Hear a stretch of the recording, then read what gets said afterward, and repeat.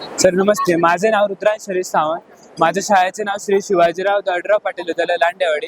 मी हा digital fuel flow meter project बनवलेला आहे. जेव्हा सर्वसाधारण माणूस पेट्रोल भरायला जातो तेव्हा तो 100 आणि 200 या फिक्स रेटमध्येच पेट्रोल भरतो, कारण की त्याची फायनान्शियल कंडिशन काही एवढी काही खास नसते.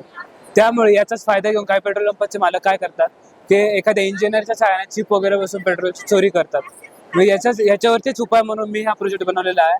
आपल्या गाडीमध्ये जेवढे लिटर पेट्रोल पडते ते केवळ आपण जो पेट्रोल पंपाचा मीटर असतो त्याच्यावरतीच पाहू शकतो.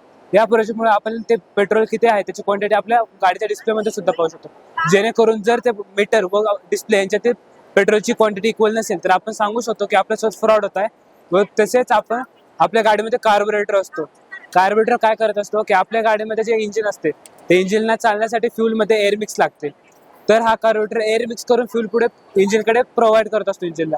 जर आपण जसे गाडीची रेस कमी जास्त करतो तसे ते सप्लाय कमी किंवा जास्त होत जातो. जर कार्बोरेटर खराब झाला तर इंजिनवरती ताण येऊन ते खराब होऊ शकते. तर हा प्रोजेक्टामुळे आपण किती गाड्यातून किती पेट्रोल यूज होत आहे ते सुद्धा ओळखू शकतो.